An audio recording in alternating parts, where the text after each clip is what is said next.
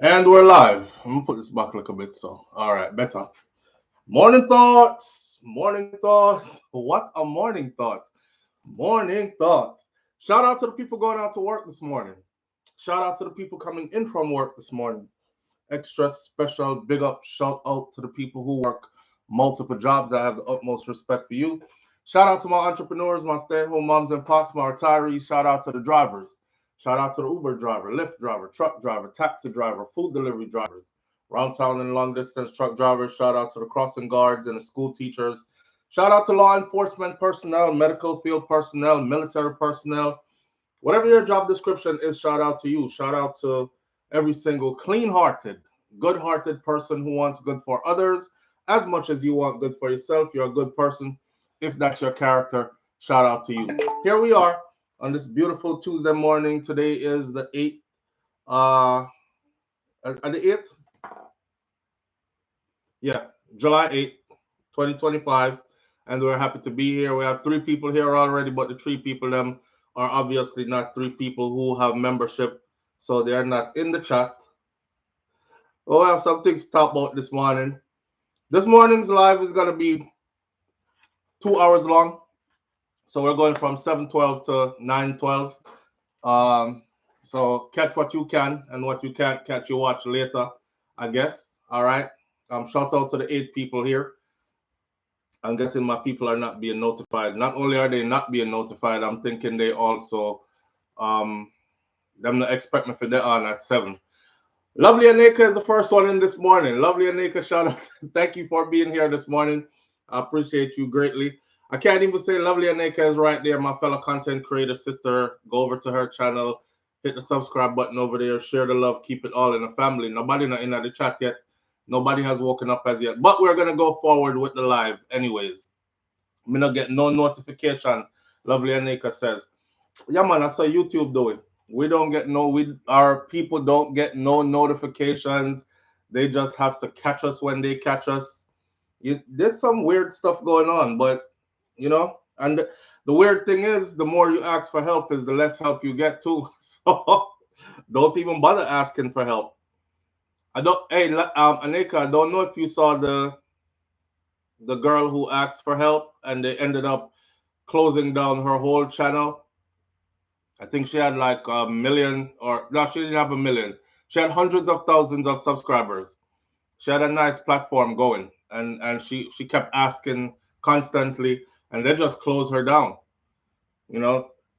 And now she's all losing her mind and stuff because them take away her platform from her. So yeah, you damned if you do, you damned if you don't. You want to ask for help, but you don't want to ask for help too much. You just hope that your audience members understand what it is that's going on and they gravitate towards you regardless. Because I don't hear other people complaining about this except for only certain people, if you know what I mean. But it is what it is. It is what it is. Morning, Audrey. Thank you for being here this morning. All right, we have lovely Anika here this morning. We have Audrey in the house. Audrey said, morning, fam and present teacher. I guess the rest of people are not here yet. We have 50 people here. 48 of them are not members of this channel.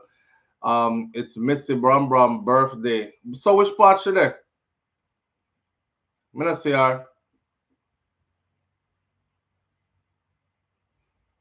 Yeah, that me I said to Anika. Anika said, no man, where everybody there.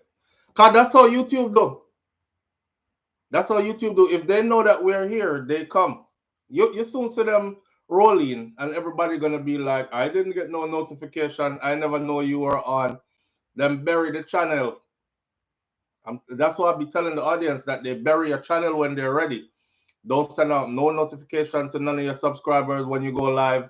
Don't do nothing for your channel. Them just bury it. Thank your views and everything. She can't come to class today, but she said, to tell you. All right. Well, we have to go sing that to Missy Bram Bram when she is here. We'll wait for some more people to get here, but in the meantime, we'll just keep on going and then they'll get here when they get here, right? And who not here have to go watch it on the rerun. Something like that. I think what it is we need to do though in order to combat this problem is to set an actual time and go live at that actual time every single day. But life dictates, you know what I'm saying? Sometimes you have stuff go on where you can't actually set that time and be there at that time on that day. Or maybe we can put out a notification before, like, I don't know. I gotta find a way around this though. I gotta find a way around this because that's it don't make no sense complain about it. You just gotta find a way around it and keep it moving, right? Yes, I didn't get any notification at all. I was just checking. See, lovely Anika didn't get no notification. Audrey didn't get no notification. I bet says Simon G didn't. Simon G, did you get any notification this morning that we were live, or you just checked?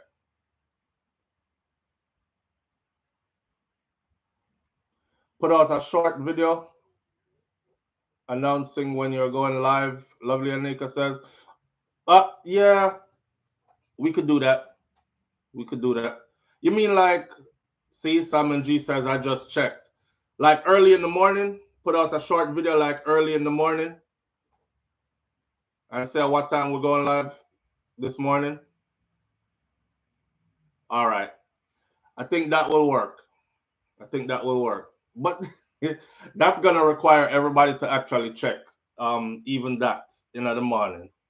So yeah, I think we need to stick more to a specific time of going live, and then the people that were there. Now we got a couple of things to talk about this morning. Like I said, we started at 12 after 7, and we're gonna finish at 12 after 9. That's the goal. 2 hours solid, and then we get out of here. Right? We're not gonna do it too extended today. One of these days, I actually want to go. I want to live stream for I want to live stream for a whole 24 hours just to see what would happen. And that would include everything that comes with life in that 24-hour period. You would see me talking to my kids as them run about the place. I would have to get up and leave the camera sometime, go use the bathroom. I would talk to you off screen sometime because I might be over here doing something like this or whatever. I might be eating my dinner right here while we are talking and doing what we are doing on screen. I just want to be live for 24 hours, period, just to see something. So that's one of the things that I have in the works for you. Y'all gonna go sleep and wake up back and I'll still be on live. You're probably gonna watch me get sleep deprivation, drop asleep on the live. I probably won't drop asleep on the live, but I'll look pretty tired. Whatever else comes with it. And whoever is here, you'll probably see them fluctuate in and out of the camera as well, so on and so forth. Get a poll to see what time your followers would like, and then you can decide what works. I can't do that. Lovely Anika, I tried that before, but I can't do that. Most people said they like the later lives. Then you have a few people who like the earlier lives, but most people said them like the later lives because they get to catch those. They're up and they're about, and them get to catch those. People tired, them go sleep, them wake up late, or they go to work early and they're already at work and can't pick up their device. All kind of something. So I tried that before, doing the poll to see what time. But even then, for me, situation dictates. I might have something going on here where I can't. Like for instance, if Shakira have to go and Kaya and Milani are up and they're running about the place, we can't just park them in our corner and do this live because they'll keep running over here and be like, I'm hungry. I need this, I need that, or whatever. And I'm not gonna rough them up on just for the live sake. So, we we make it work how we make it work with the time frame that we got to make it work. That way. All right. Simon G says I just checked, didn't get no notification. Rosalind Smichael is in the building this morning. Big up yourself. Thank you for being here. Let's ask Rosalind. Rosalind, did you get a notification that we were here, or did you just check and we're here? This is for Rosalind. Freedom Earners is in the building. You see what I say, Anika? The mugga start coming. Understand completely. Freedom Earners, good morning and blessings to everyone. Keep believing in yourself. Push forward in this one and certain life. All right. No notification, says Rosalind Smichael. Freedom earners, no notification. I had to check. You see? Everybody that's coming in is going to say no notification. When I ask for help, YouTube tells me that they notify my subscribers or they notify my channel members. I mean, I tell them, say nobody now get no notification. So that's beyond my control. Beyond my control, my friend. We'll work it out though. We'll work it out. You know what I mean? It just requires us sticking together and working it through. That's all. Live on the air with SouFLo. Good morning. Morning. Morning, family. How you doing? Not good enough. All right. Nothing. You're gonna get no notification. No, come here, say. Zaro Kid said the same thing. No notification. I'm here, say nobody that is now. I'm say the protect. I say, oh, come here, impose something. Look me look. I say, like, come here, say, you know, me that look at people and come on, normally put out something before live. Nothing. But you know what, one. Yeah, man. All right. So, Yeah. all right. All right. Yeah, man. All right. Yeah.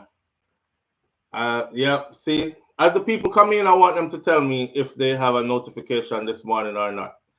The reason why I want you to do it this morning is because I'm going to send this to YouTube. Because usually I write for help, right? And they claim that they're helping, like they're giving the notifications out. So they don't know what's happening. Tell your subscribers to do this and tell them to do that and whatever. But I want you to say no notifications so they can see that we're not being notified. We don't get any notifications from you, etc. They will fight me. Me know, long time. But long time, bro. Yeah, but you know, what can we do? What can we do? It's not I know we own the platform, and it's like we can't go straight to the people them that own it either. So one bag of something, and they can understand how this thing run. You know, Zara Kid, big up yourself. Thank you for being here. Audrey Wright says, Mr. Bram said she will try forward in 10 minutes. All right. Well, when she forward, and we'll see her and heal her up. All right. All right. On with it we go. After I watched the video this morning, I always check to see if he's live. Let's start out frivolously then before we get into the 4 topics that we have this morning. U.S. visa fees are going to spike under Donald Trump's big, beautiful law. Again, shout out to the Jamaicans who we tried to talk to during the election period. You know, election voting have consequences, and whatever you vote for comes rolling down the hill. So remember telling some people, say, you know, you're voting against your own people, whether you believe it or not, because there's a lot of things that are going to come down the pipeline that is not for your benefit. Them couldn't see it, and they wholeheartedly gave their vote to that direction. Well, here's another one. U.S. visa fees to spike under Donald Trump's big, beautiful law. Remember I told y'all about the big, beautiful bill or the big, beautiful law, whatever that is? There's a whole heap of stuff in there that is not to your benefit. And like I said yesterday, if you don't make $500,000 a year or more, then you are on the chopping block big time. So I suggest that you go and look up what is in this big, beautiful bill. All right. We'll talk about the visa increase and whatever else is going to need to be paid on our behalf, Jamaicans specifically. Then PPV, public passenger vehicle license required to do, there's a seizure in Jamaica, a seizure of over 200 and something vehicles that are operating. You know how we have Lyft and Uber and that rideshare apps? Right. Apparently the rideshare app thing in Jamaica is not regulated so, like it is in the US. So, and on the heels of a female teacher who was recently kidnapped and murdered by a individual who was operating in this unregulated space, the government in Jamaica now is reacting. So they are running around doing sting operations, trying to find all the people on the road who are doing these vehicles. This is a warning for everybody else, because I know some people come here and say, when I'm in Jamaica, I just use a ride sharing app. I don't fear anything, and I go wherever I want to go. Some people take public transportation, wherever. So this is to keep everybody on post as to what's happening there. You know what I mean? We're gonna get into that a little deeper. Justice for Donnelly Donaldson as Noel Maitland's trial resumes. The trial took a pause, and I told you when it paused and why it paused. We'll go over that, but we'll get into what the new information is that's been revealed in court so far, or where they're at now. There's a story here about a British teen who went to Dubai and had sexual relations with another teen and ended up in prison in Dubai. You know, when I heard the story, the first thing I said to myself, I bet he's black. I'm gonna have to find it. And then I found the story, and sure as hell, he was black. He is black.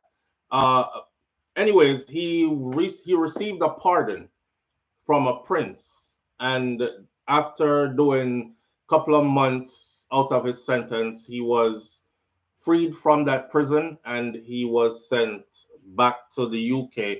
But you have to hear the details of that story, right? That's all. Look, let me see. Dr. Harsh Chan, PNP, JLP, something Agwan. Mark Golding said he thought the elections would have been called already. Dr. Harsh Chang, which is our Minister of National Security and the Deputy Prime Minister, he said that the PNP them are run up and down like mad ants, but elections will be called soon. Them smell little sugar, but them don't know where it's coming from. So we're gonna get into that, some politics out of Jamaica. I have a question pertaining to the politics out of Jamaica. Do you think that Mark Golding's skin color and race is going to hurt him in this election? And if election was to be called today, who do you see being Jamaica's next prime minister? Will it still be Andrew Holness, or do you think, like the mantra is for the People's National Party, time come? Because that's what they've been saying, time come. Call it now, call it now. Just call it us, man. We're not no back and forth with it. Just call it, just call it. And Andrew Holness seems like he's a bit timid to call the election. So where do you see this going? What do you see happening next? All that we're going to talk about in a minute. Before I do all that, though, I put out a short yesterday. These videos, the shorts are, people have asked for more shorts. The shorts are 3 minutes, you know, for those who don't have the time to watch long videos. You jump in, you catch the idea, you jump back out and keep doing what you're doing. So I put a short out yesterday about veneers and about getting your teeth done. There was a lady on Instagram who popped up, a Jamaican woman. She said, young girls, come here, let me talk to you. You see the girl, them, the pretty girl, them want to say, put them, get them body done and them nice and them look good, you know, them well put together. You know, the dolly type, mouth full of veneers and them smile and it look pretty. Don't grudge them here because them mouth stink. Them mouth stink, it stink. Me I talk to one, you know. And me swear say a fart, or she a poop. Car mouth, the way her mouth stink. Me couldn't even finish eating my food. I went to the comment section, right? And I went to the comment section and the amount of people who were like, a true man, a true. Them mouth think for real. Everybody me know we have veneers have think mouth. And them mouth smell bad. So I thought, damn, this is a good time to do a little bit of education. You know what I mean? So I'm going to do that. I tried to squeeze it into 3 minutes on the short, but I think I could go a bit longer here, like be more precise and specific here. So first of all, what's up with older women? Like, as women be, not women in general, not all I know, right? If you're not in this, if me throw me can, me no call no foul. So if you are the foul, or I'm flinging rocks in the hog pen, and you know the one we are gonna get licked right now, I go squeal out. So if you're not the hog we get licked just now, don't squeal out. All right.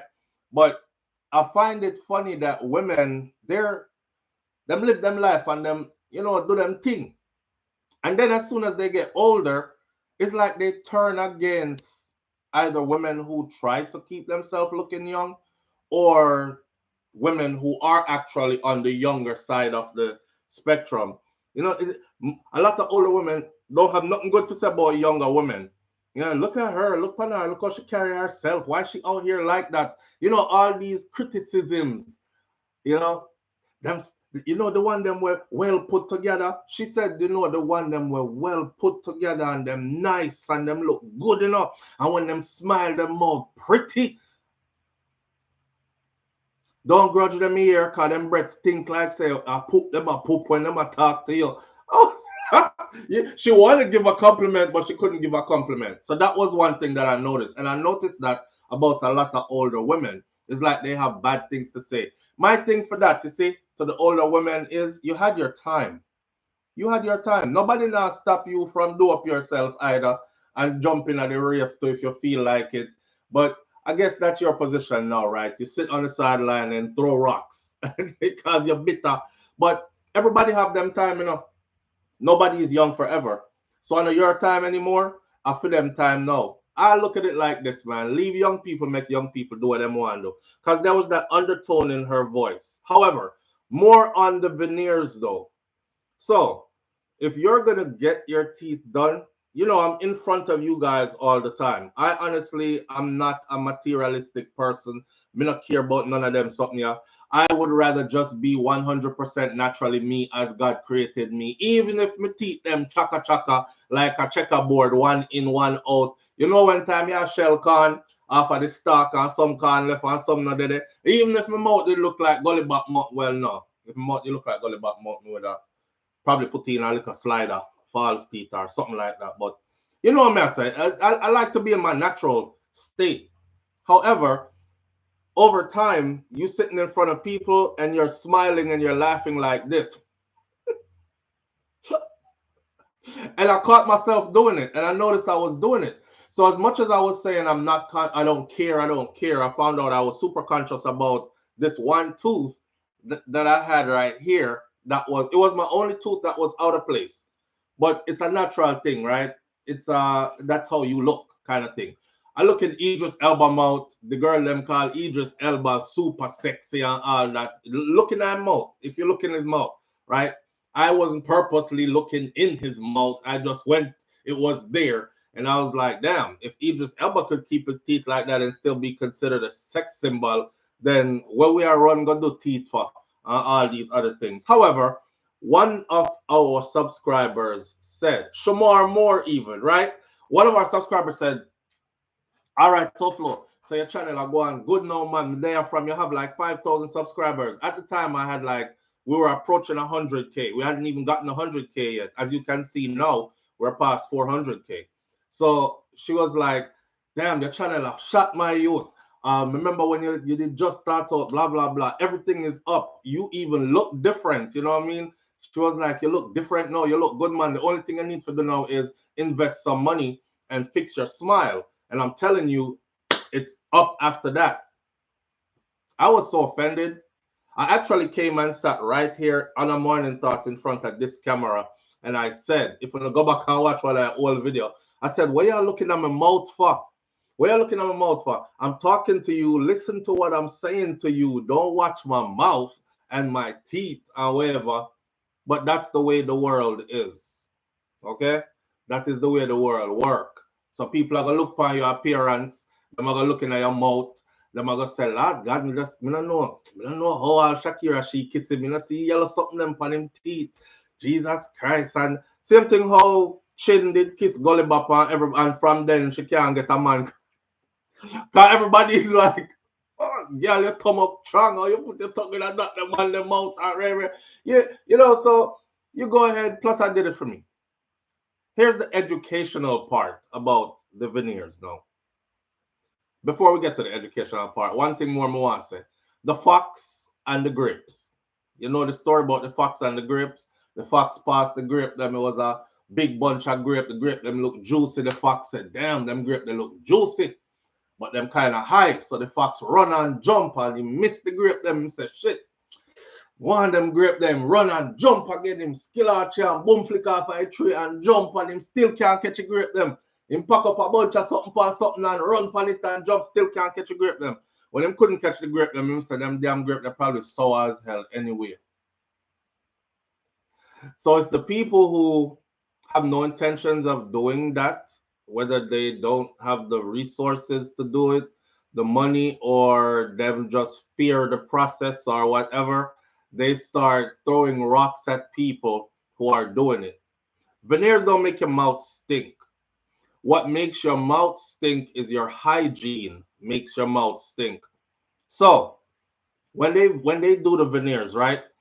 You have to make sure that this is for anybody who want to do it. May I tell you, when you get it done, make sure you get it done by somebody who understands dental hygiene, understand the process, right?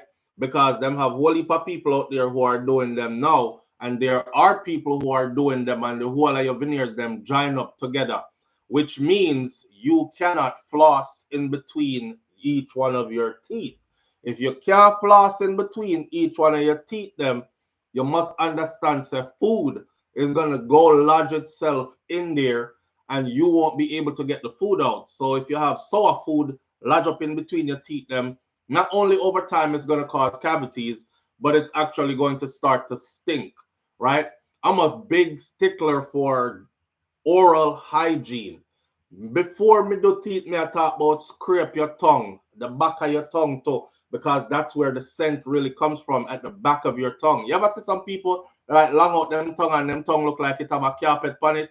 Yeah, scrape your tongue, floss, and you got to floss on a regular basis too. And then not only that, you have to go to your dentist and you have to get a deep cleaning at least once a year. I kind of past mine right now. I actually have my thing right here, getting ready to go do mines again. A deep cleaning. Me not talk about no little brush over neither. A deep cleaning where them go in and your gum line remove. It's kind of painful. Them numb you up for do it. Wherever bleed out the gum and all these other things. You have to get those done. And this is regular maintenance of oneself outside of having veneers. So the whole notion that veneers make your breath stink, and don't grudge them, cause anybody you see with pretty smile and veneers in them mouth and breath stink, you see, it's a lie. It's a lie. All right. It still all comes down to hygiene.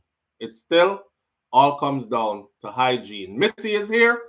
All right. Me know say you don't have a lot of time left. Which part should I? Missy Bram, big up yourself. Thank you for being here. I appreciate you greatly. Me that talk till she reach. Now that she reach.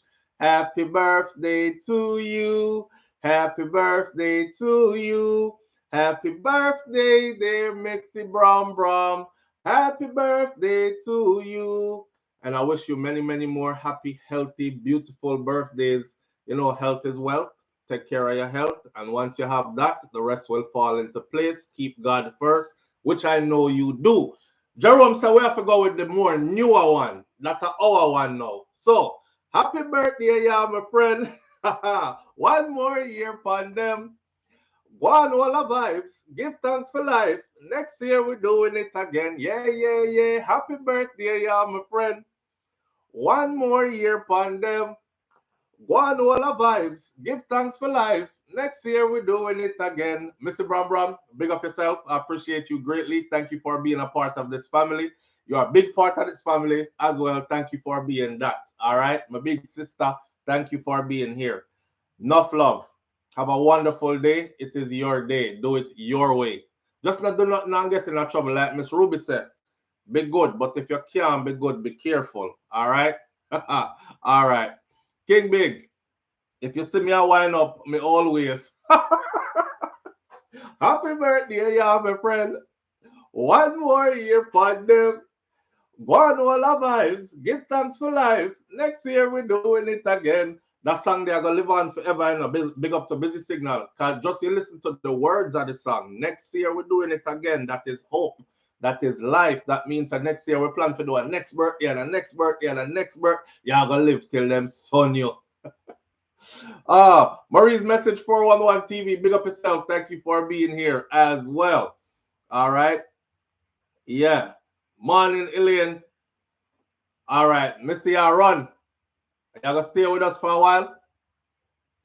Let's get right into the visa thing because your time look like it limited this morning. I want everybody to hear about this. No SouFLo, we need a subscriber meetup, man. I true, you know. I true, Lovely Aneka. I was planning to do it at in a Jamaica, but you know, everybody in a different place. Yeah, people there, Canada, people there, England, people. I mean, where would I even start? Where would I may not even know where to start. Tried to do it for Memorial Day weekend, best of the best in Miami. Me try to do it for Freedom Street concert in Jamaica. We try to do it like we don't know where to start, right?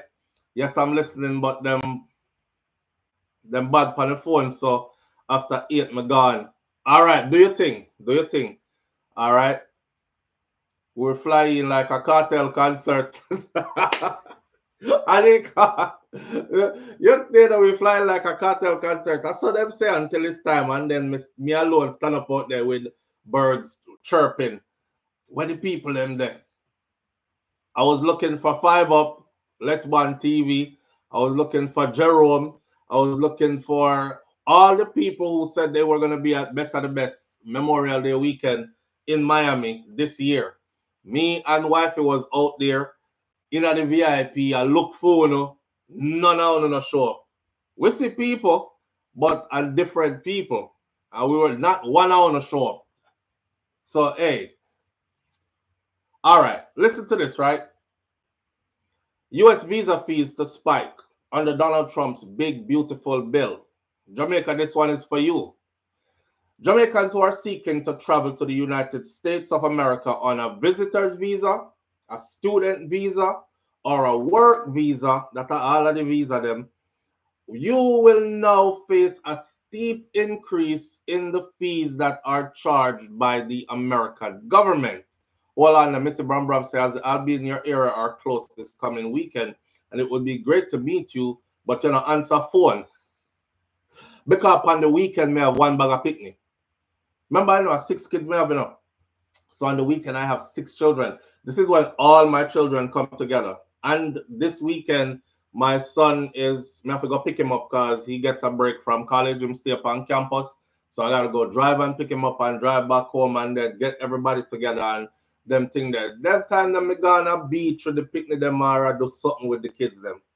But we'll make it happen. We'll make it happen somehow. All right, SouFLo, I would love a subscriber meetup. Maypen Clarendon is my home away from home. Maypen Clarendon. Mary's message 411 TV, so you're in my place then. See? But we'll make it happen. We just have to figure out timing and a place where most people can get to. Right? All right. Back to the top. For those who didn't, I'm not paying attention to the comment sections for a minute. I'm going to put this piece of information out there. All right.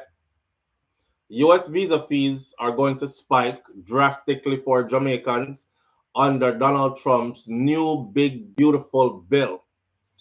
Jamaicans who are seeking to travel to the United States on a visitor's visa, a work visa, or a student visa, they will now face a steep increase in the fees that are charged by the American government. As set out in the newly signed into law big beautiful bill, Jamaicans wanting to visit the US will now have to pay an extra, wait for it, an extra $250 on top of your regular $185. This is a significant increase to the visa fee. An extra $250 on top of your $185. So, a Jamaican family wanting to visit the US must now therefore pay a total of $435 per person. That is for your visa. That's a visa fee. $435 per person.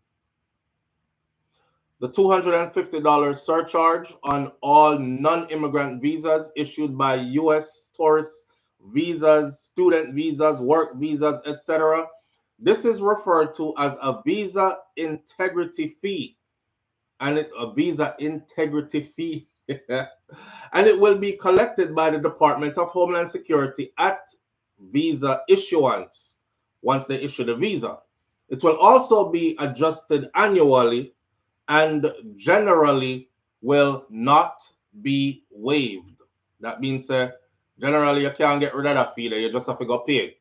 So it's an extra $250 on top of your $185 you were paying already. Thank you, Mr. Trump. We love you. $250 for Jamaican people a whole heap of money that. 250 US. Just ask Google. Google how much is 250 US dollars in Jamaican dollars. However,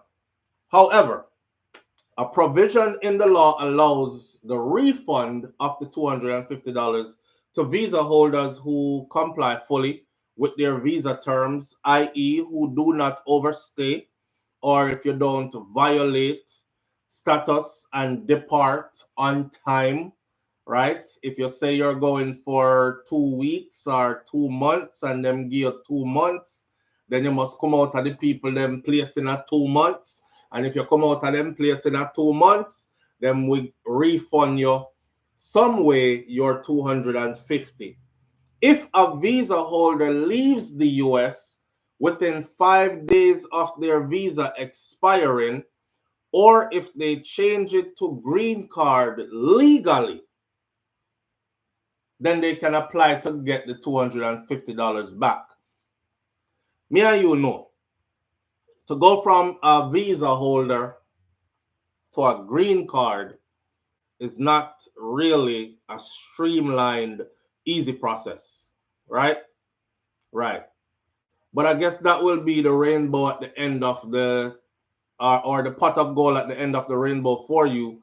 After your lawyer fees and everything else to adjust your status, you can ask back for your $250. So while law abiding, what? Yeah, Miss Murray's message. So while law-abiding visitors can theoretically reclaim the $250 upon returning home, the process for the reimbursement is, hold on, the process for the reimbursement, because I know you're like, okay, so tell me how we can get back the money. The process is unspecified right now, and it could be burdensome, meaning many may never pursue it, effectively making it a collected fee. That means that you give away the money, and the process to getting it back is so long and daunting that most people are probably going to say, you know what, just frig that $250 there, man. See? Audrey. Immigration advocates have described this fee as both a bond and a penalty, which is aimed at discouraging people from overstaying. Complaint travelers who go back home on time, essentially, post a $250 security deposit to enter the US. That's what they're trying to look at it as an upside, right? If you don't overstay, you know, you're good to go, you will get your money back, kind of thing. Again, how do I get my money back though? And the answer is we don't quite know yet, but we're working on it. It's coming down the pipeline, right? Erwin Clare, head of Queens-based Caribbean Immigration Services, told the Gleaner that this new fee could have an impact on Jamaican entertainers, athletes, and business people who will have to travel to the US. He also said that students would face additional fees to travel to the US as well. The surcharge fee is an additional charge to students, business people, athletes, and others who desire to travel to the United States, and it could have the effect of reducing the number of Jamaicans who actually want to travel to the United States, he said. Claire also pointed out that this could also have an impact on remittance that is sent to Jamaica, not only in the form of money, but education, healthcare, and in other areas as well. He said that he believes that the fee could force Jamaicans to look elsewhere for school and work and leisure instead of to the United States of America. Family visits will also be impacted as that fee kicks in. Because if you have a family of 4 or 5 that normally travel every summer to go see grandma, because grandma living in Miami, or travel every summer to go see daddy, because daddy works in the States with some company that recruited him out of Jamaica, then now we will have to fork out almost 450 US dollars times 4 times 5 in order to make that trip. Immigration attorney Winston Tucker told also that the fee could be disruptive to Jamaicans who want to travel to the US to visit family and others overseas for other reasons. It is all designed to be disruptive, he said. All of it is designed to be disruptive. Tucker sees the new fee as potentially reducing the number of people who actually want to travel to the US for pleasure, or as students even. We will have to wait to see how the process plays out, as so far, no timeline has been outlined for collecting these new fees. It's just in the big, beautiful bill, and the bill has been passed into law. Tucker also pointed out that immigration court fees have been increased by the new law, and this could lead to less people fighting immigration matters in the court. Hear this. There is more. There's a lot more. Hang on. So, for those who don't depart on time or who overstay, the US will keep your 250 as a penalty, right? Not to mention, if you overstay, you might not get a next visa to come back in for a long time. This creates an extra financial incentive to leave as you are required to do.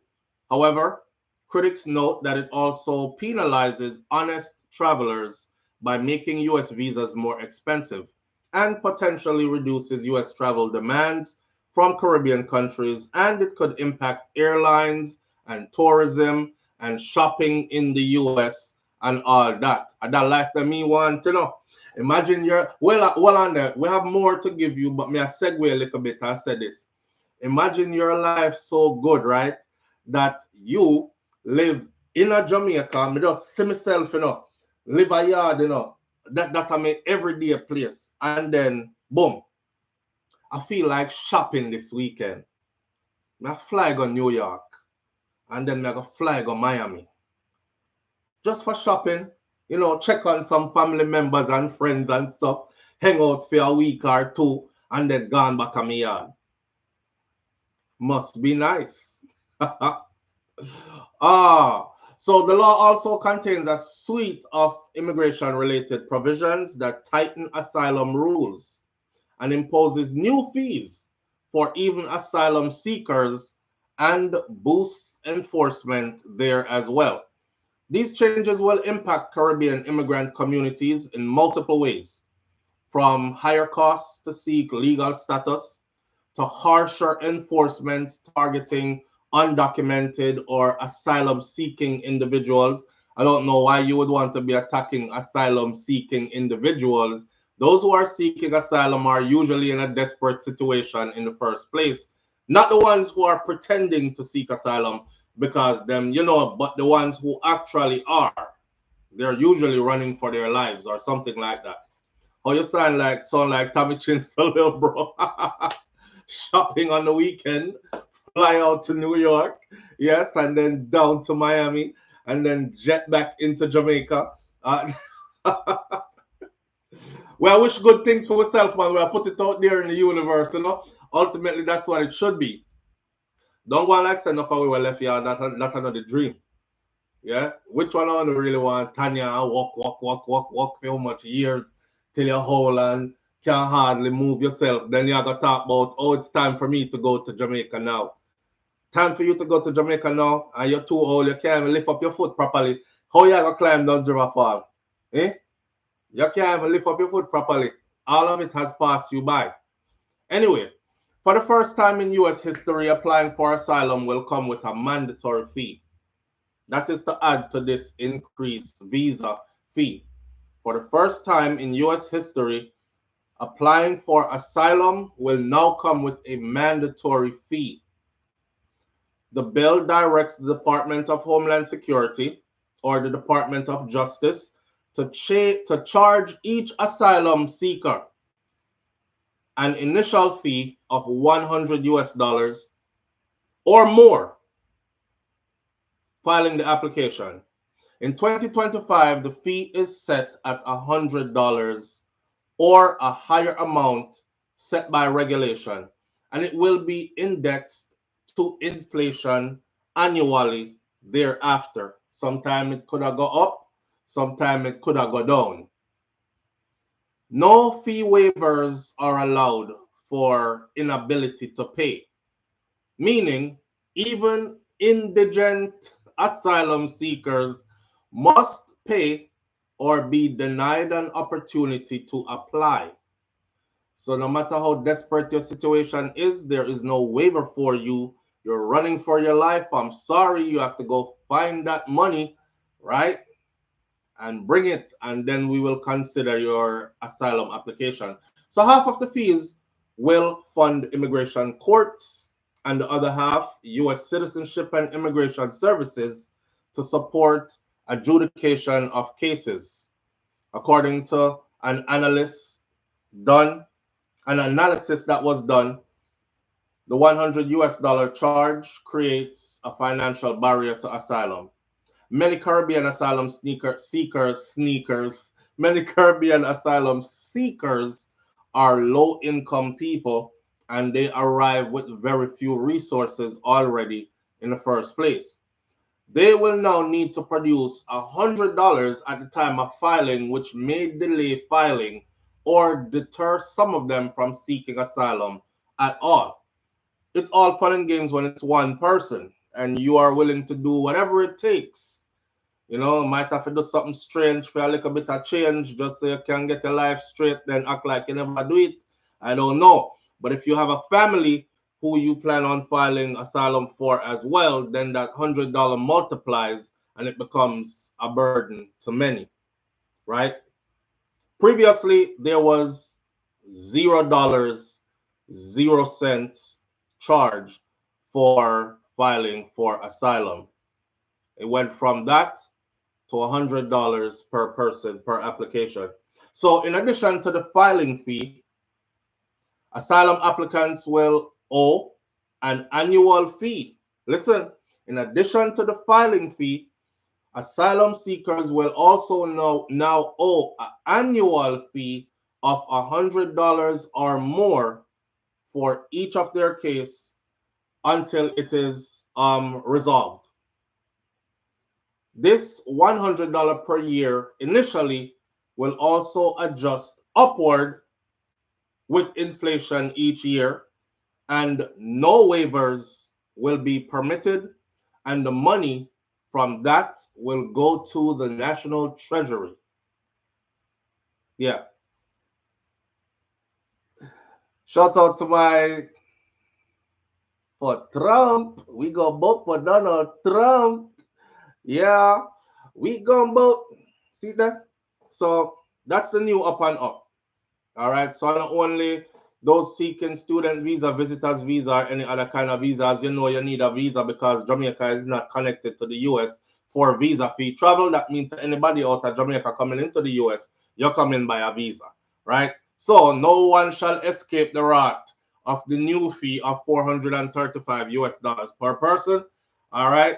And of course, for those who are seeking asylum, Kayago said, visa Batman, you know, and then we kill me down there for me a runway. If it's that you're coming to do, then prepare your $100, and then you have to go find $100 every year to give them as a fee until them sort out the situation as well. As we all know, these cases take years sometimes, so you have to pay every year till your thing gets straight. All right, no pun intended. So that's the news for this morning on that. Elections have consequences. Well, who you vote for in an election has consequences, and the consequences continue to trickle down. What I don't like is the people who were so loud and strong. And remember when time the election did I run? And remember how many of them were here in the comment section? How many of them called in the morning? Which part them gone? How come they're not so loud anymore? Eh? How come them not so loud no more? Them not say nothing again. Them just quiet and I watch everything so. Come on. Maurice 4-1 TV, Sir Rosalind Smike, Anthony Vaz, Elaine Brown, Grace James, Reggae Girl, Let's Bond TV, Man Inform. Did you watch my bedtime story? All right. Did you watch our bedtime story? Audrey said this is a legal shakedown. Naya TV says, shaking my head. No, sir. Them say, if you are an indigent, yeah, if you hand them nook, and you foot them hook, win a business, go find the money, because there is no waiver for you. Even if you're in a wheelchair and that is how you survive, and you have no form of employment or anything, we don't care. Go get that money somewhere. There is no waiver for anybody under those situations. All right? All the ones will say I got rich. Let's one. Yeah, but how am I got rich by time? Yeah. I want them to call in so bad. You know, but they've been missing. Nobody now call in, nobody now say nothing again. I'm stand on it. I told you it was coming downhill. I told you it was gonna affect your people.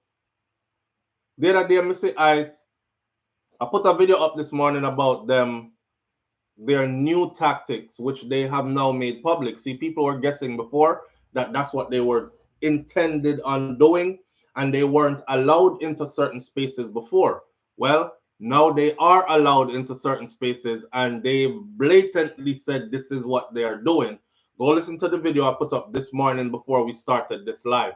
What I will say is I saw a video of them grab up a couple of people in the courthouse. Now you go see the judge, right?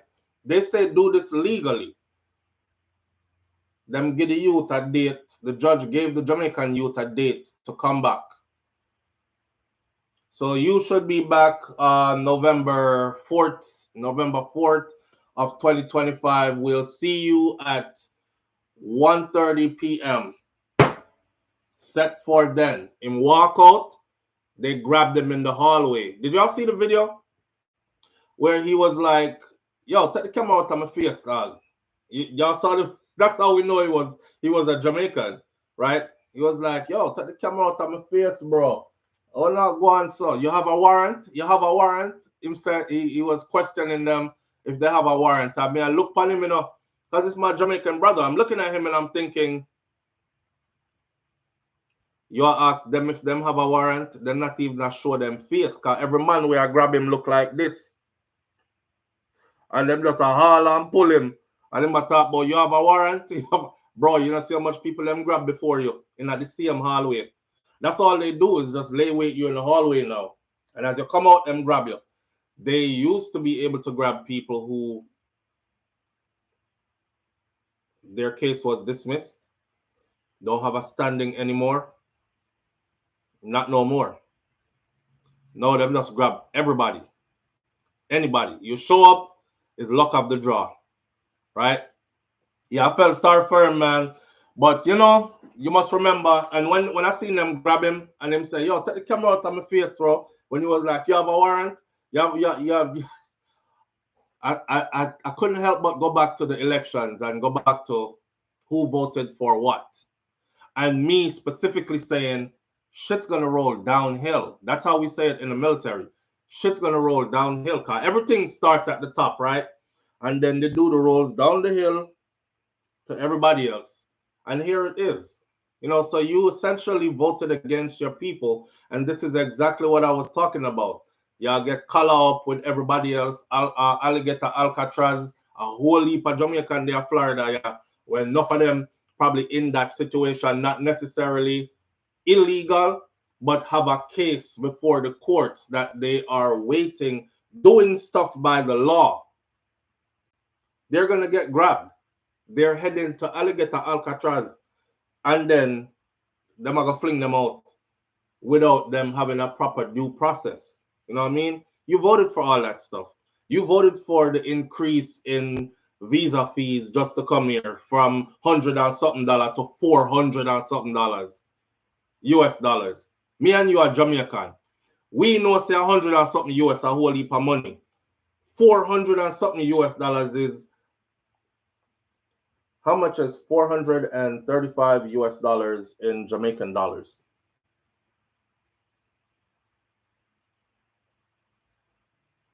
How much is 435 US dollars in Jamaican dollars?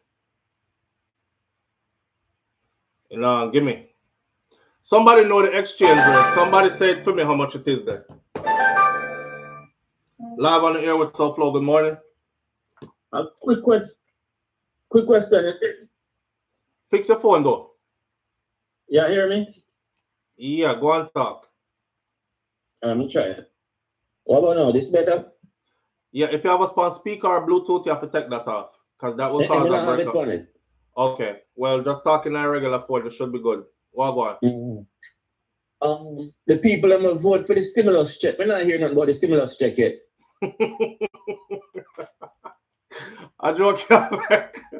I can't make with stimulus check. You know, but when a young man of people call them phone when I talk about being stimulus check of the run, man. Yeah, man. When them gonna start, man? Yeah. That tomorrow.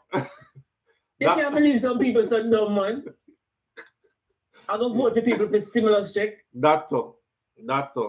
How long $1,000 can last? And them still are wait for it too. They are convinced it's coming.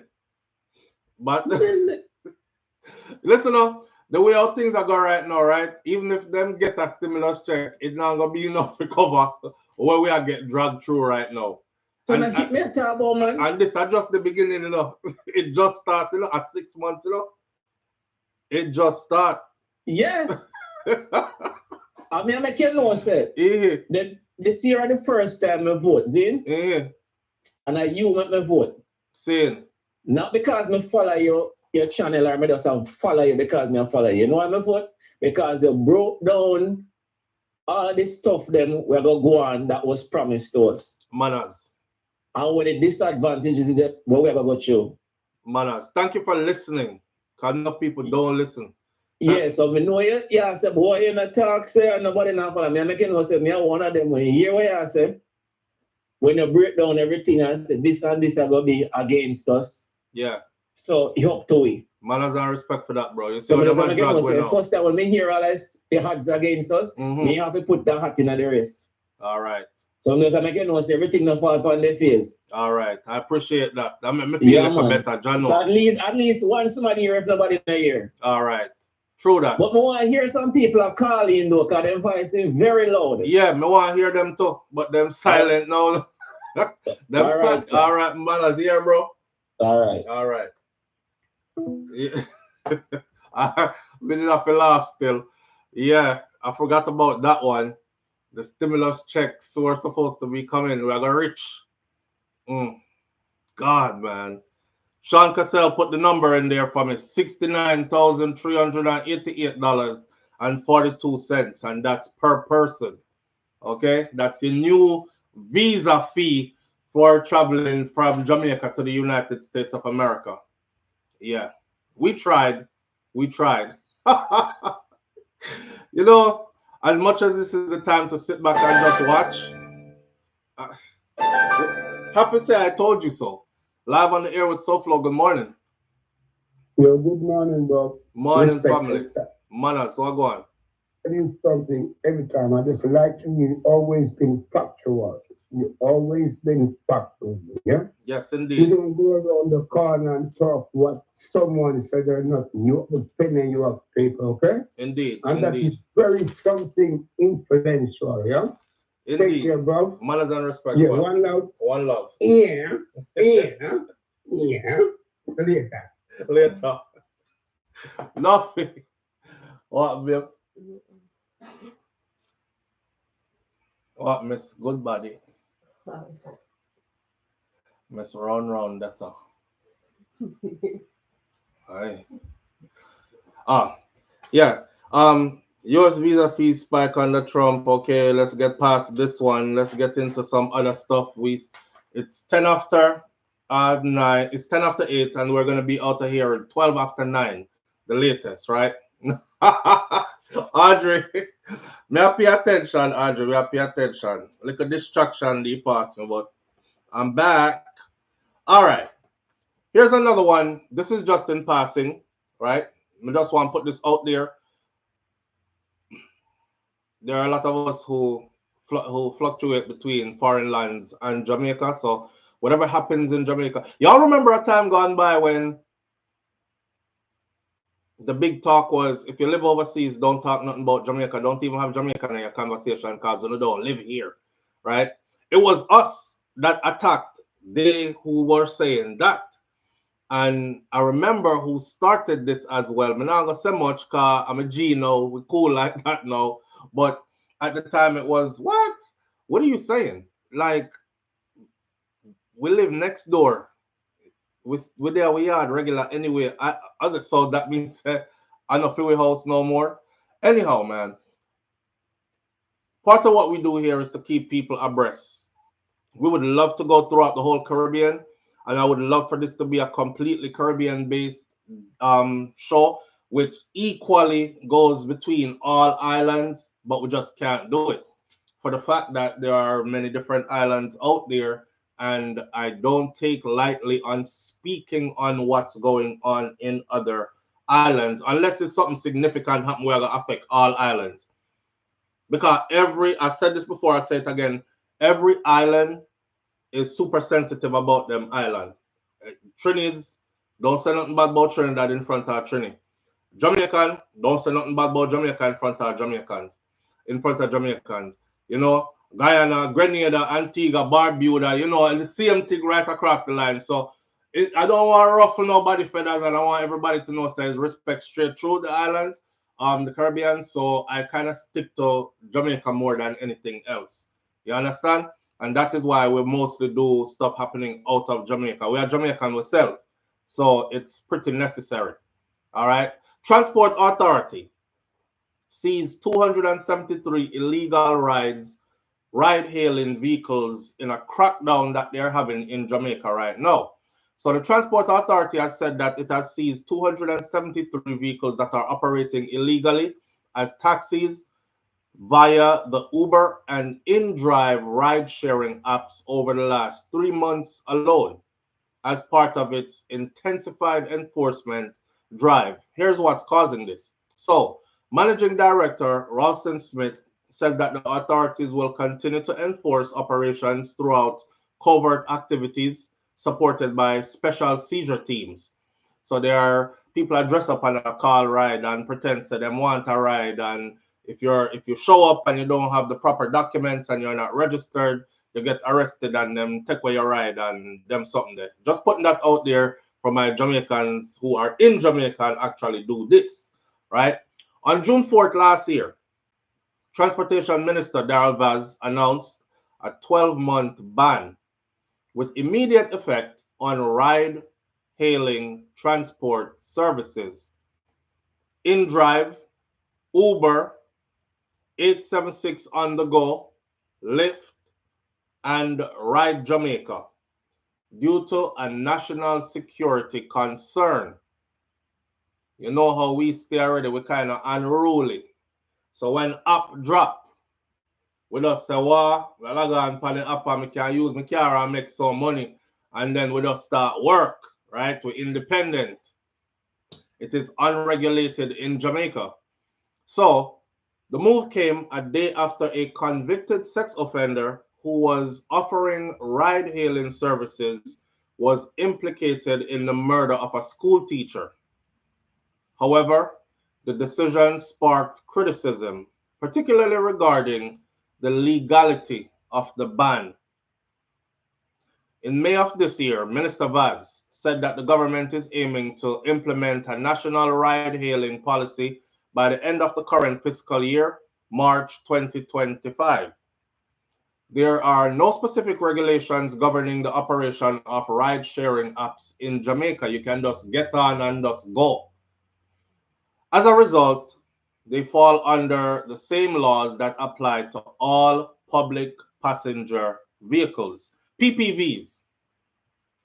For those of you who are wondering what PPVs are, this is public passenger vehicle license required to operate vehicles for hire. That means if you're going to Uber, Lyft, taxi, wherever you're going to carry people and charge a fee for carrying people, you need to have a PPP certification, a PPV certification.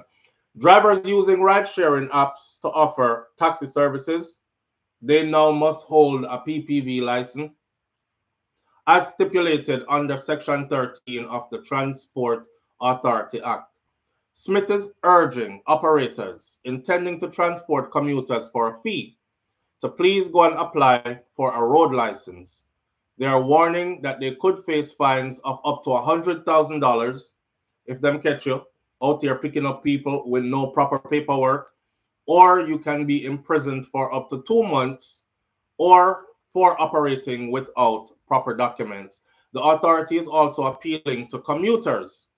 Please only use legally operated vehicles. I'm super surprised that Jamaicans still jump in a car that is not legally supposed to be out there, and they know it, and them still jumping at it. But you know, again, nothing that surprise me. I see them jump in cars and have the driver them driving 100 miles per hour upon some little whiny road with them, and everybody in the car and look at each other like, you know, say a prayer and hope we make it kind of thing. So nobody can drive like that with me. You'll have to let me out. But they do it all the time, right? And then only when somebody gets kidnapped and murdered and they find out is who, and them do the background check on the person, find out that the person was doing ride share upon the app, and that's how they were making their money. How many other people has this person assaulted, molested, kidnapped, raped, and dash with that from our missing persons list that we don't even know about, right? Because it's not regulated, you can go to all 14 parishes and do this.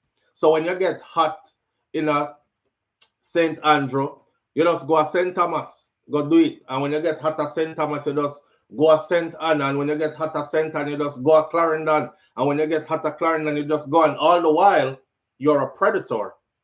You are a sex offender. Your intention is to make a money, but your intention is also to find victims. So it's a dangerous thing. So the authority is also appealing to the people, the commuters, to please only use legally operated vehicles that are identifiable by the red license plates. From me a little picnic till now, we see red plate a come, we know what a red plate is. We're not getting into anybody else's vehicle unless it have the red plate, right?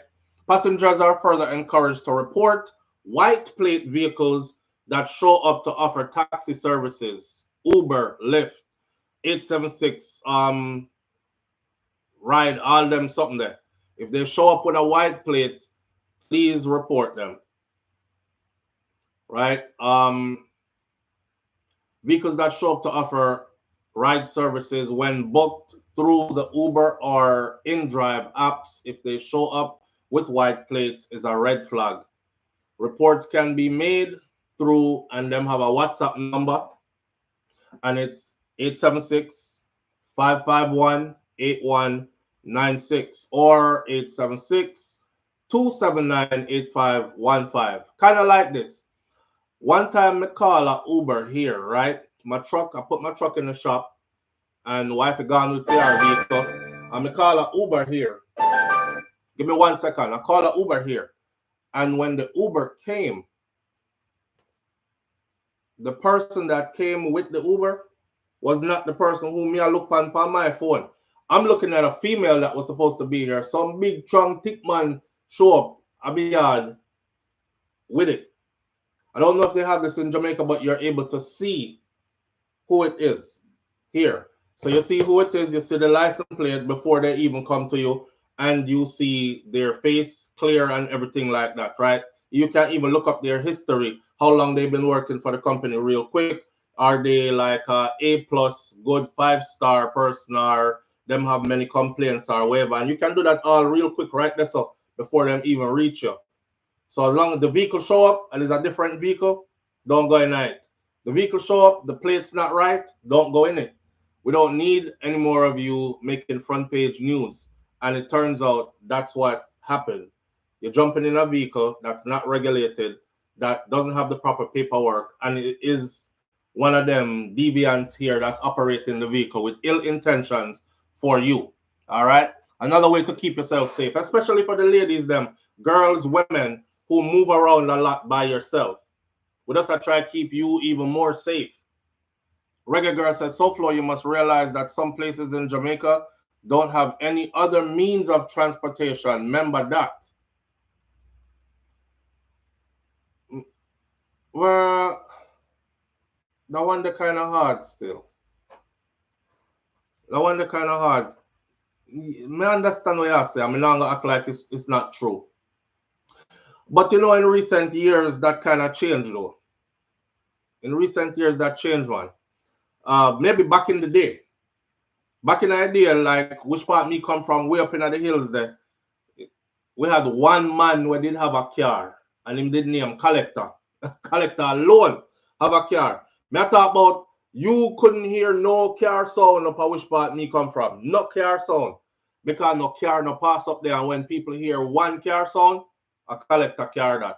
We all even knew when his car was giving problems because you could hear it and the only car will come up there. And you hear it till him fix the car. I think those days are gone now. Now, everybody own car up there, so. You drive through the hills, car park, that's a car park, that's a car park, that's a car park. You know, times have changed. So I'm not really so much, remember, say, some places. That's very few and far in between of places in Jamaica where no other means of transportation are. Right? Reggae Girl says sometimes they charge the drivers too. The more remote places don't have regular Uber and taxi. Which part me come from is a very remote place. And it have not Uber, but we have taxi. We have taxi because I know I have a family member that's how he makes a living. But on him alone, there are others on the road too. So while you're there, you can see the red plate them fly past you doing their rounds, you know, which is way busier than when I was growing up there. New generation, new things are going. And we're super rural. I know too much people live way up in the bush, let's say like me, which part we come from. But I get what you're saying though. Public transportation in Jamaica don't go everywhere. That's a problem. Because you know, if you didn't have a regular JUTC bus that went everywhere, then all this other stuff would be eliminated. Same thing for now, how they're doing the school buses for the children. Me know so the one them way up in the hilltop there, so like which part me come from. I don't think you're gonna put no school bus up there, so you know. But we'll see. It would help. It would help. Cause you know when picnic have to wake up 4 o'clock in the morning, if you ever see which part me, if you ever see which part my people live there or where we live, it's nice there. It's super nice there. Don't get me wrong. You know, whole heap of green vegetation and beautiful landscape and fruits and vegetables and food in abundance and these things nice and quiet. But when you have to wake up as a teenager or as a child early in the morning for transport to go to the city to go school or whatever else, it becomes dangerous. It becomes dangerous because it's pitch dark out there. Are you and Peanywally alone? And God mercies. So yeah, Jamaica is young, like we say. You know, we're growing. Some things still need to be put in place. We don't have everything right yet, but we just hope, say, in due time, them place they will also get. Because I just left Jamaica not too long ago, and me see the youth them same way. You know, I think we went down. No, by the time we left school, they'd start back already. So we did get to see people them go school and come home from school and walk past the gate and them thing there. And yeah, same thing. Same thing. Like old times. Nothing not change. So that's a little FYI putting that out there. You can call, if you call and you use the app, and the vehicle that shows up with a white plate. They're asking you to report it. I don't want box food out of nobody's mouth. but you know, sometimes we support the illegal activities and then we end up being victims as well. So the 1-876-551-8196 or the 1-876-279-8515 are the two numbers they're asking to call to report the vehicles that show up, that don't show up with the proper plates on them if you are using these ride-sharing apps. All right? All right. Throw that out there, moving right along. Let's talk about justice for Donnelly. Donnelly Donaldson, the social media influencer / young businesswoman who was dating Noel Maitland, police officer, constable Noel Maitland, who has been charged for her disappearance / murder, and they have not found her, not even a toenail of Donnelly, right? The trial took a break, and now the trial has resumed. The trial of Noel Maitland, the police officer who was charged in connection with a murder of his girlfriend Donnelly Donaldson, resumed in the Home Circuit Court on Monday afternoon. He's back in court. After over a month-long break, to enable administrative matters to be sorted out, the murder trial of Constable Noel Maitland resumed on Monday in the Home Circuit Court in downtown Kingston with a crime scene investigator that is employed to the Independent Commission of Investigations INDECOM, continuing with his testimony. So, the examiner explained that he had gone to Noel Maitland's Chelsea Manor apartment. This is a crime scene investigator. He said he had gone to Noel Maitland's apartment in St. Andrew in July of 2022 to scope for evidence following the disappearance of social media influencer and entrepreneur girlfriend, 24-year-old Donnelly Donaldson. She was last seen alive at the apartment complex where her police boyfriend lived. Using a range of circumstantial evidence, detectives said that they had grounds to believe that Donnelly is dead. Noel Maitland was subsequently charged with murder and also with preventing the lawful burial of a corpse, because him no one tell them which part the body there, and he's not owning up to doing anything. He's still maintaining his innocence. Them charge him with that too. During examination in chief led by the prosecution on Monday, the crime scene investigator explained for the 7-member jury how he packaged and stored evidence that was related to the case, including the curtain drapes found at Noel Maitland's apartment, which had what he said were several stains resembling blood stains. These are the curtains. So them take them down and he packaged them and carried them with him. From Noel Maitland's apartment, he also secured a pillow cushion. The investigator also spoke of how he secured a toothbrush, which belonged to Donnelly Donaldson, that was taken from her mother's house in St. Andrew, and the toothbrush and other items were swabbed for DNA evidence. Of course, what you know they're trying to do is match the DNA to the blood that was found on the pillowcase and the curtain and the sneakers in Noel's apartment. I mean, her blood was found in quite a few different places, right? Either she did just in another place there and just did a dash blood everywhere. Let me throw some over here upon the sneaker. Let me put some on the. Who does that? Or something is horribly wrong. He said, I collected the package,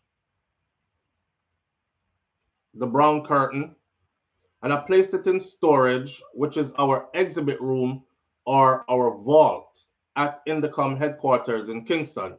At that time, I alone had access to that room. I collected it from the exhibit room and I carried it with me here to the court. It was intact.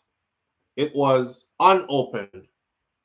When I delivered the cream pillow cushion to the Institute of Forensic Science and Legal Medicine, it was in the same condition.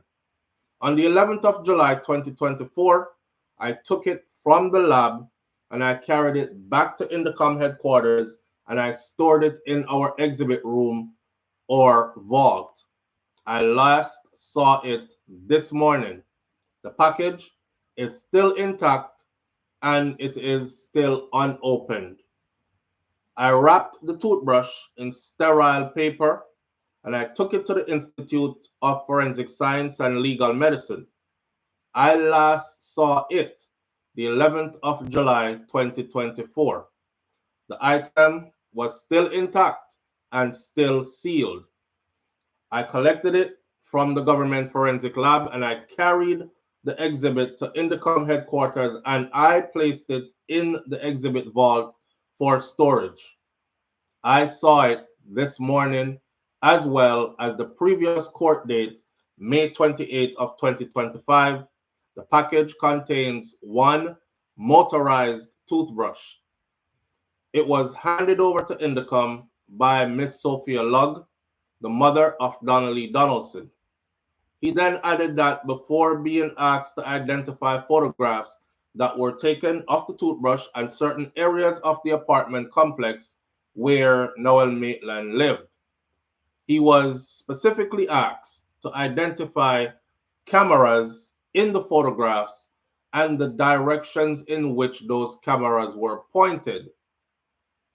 It is expected that today, when he returns to the witness stand, he will be shown more photographs of the inside of Noel Maitland's apartment to identify the curtains, which he said had appeared to be bloodstained on them. How? The man already said him take down the curtain them. Okay, that must be in the photograph. So I guess when they go in there, they would photograph the stuff first and then wrap it and take it down and put it into evidence, right?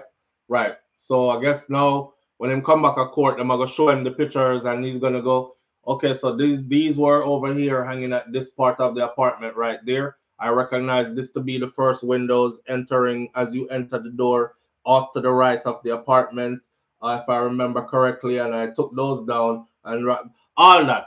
All that is just the formalities of basically verifying the evidence, right? That it was kept in good standing, nobody else messed with it. He's putting his professional licensing on the line, his professional reputation on the line. This is credible evidence. He's a professional. This is credible evidence. Nobody else messed with it. It was in my care. I took it to this place. I made sure this was done. I sealed it. I put it back where it should be. And I saw it then and I saw it again this morning. And it all looks the same. It's still sealed. It's still folded the same way I wrapped it, same way I folded it, XYZ, right? All right. The trial of Noel Maitland. Let's see.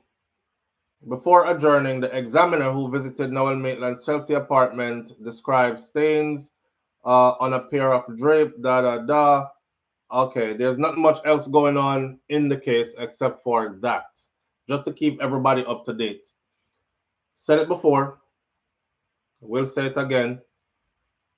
I was thinking of how, if I was an attorney, could get my client out of this. And I said, they're going to have to prove to me that that video was not tampered with. You don't like my client, so I'm gonna cook up something and edit out the part of the video where Donnelly was exiting the apartment. There was footage there, but just after I said, y'all remember? So I'm taking you back to where we left off, right? Y'all remember when I said that? I think I said that on a Wednesday. And then on a Thursday, when they went to court, is exactly what his attorneys said in court. They started with the narrative that the neighbor who has those cameras have something against Noel, because Noel did say something one time about fish, too much fishing at the place, or I guess them full up the place with beer fish, right? Like they're renting these apartments out to beer fish up here, so. And the neighbor must have overheard. That's what the attorney said. Now, remember, you know, in court, your attorney, who is, if you're accused, the burden of proof is not on you. The burden of proof is on the people who are accusing you. That would be the state. The state have to prove that what they are saying you did, you actually did, which was my bone of contention with the Vibes Cartel case. So me I look on the case here with the same analytical eyes. The bone of contention here is exactly the same. The state must prove what they said happened.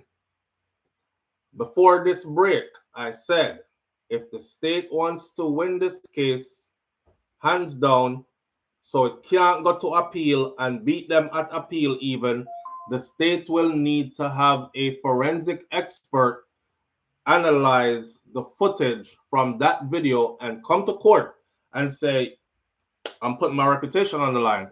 I've analyzed it. I've looked at everything. Nothing seems amiss. Nothing is out of order. That's one continuous filming, and it shows her going in, and there are no footage of her coming out. If them not do that, that's always going to be there. And if him don't beat it, no, he could beat it on appeal. Yeah, because appeal court are going to ask the same question. Right.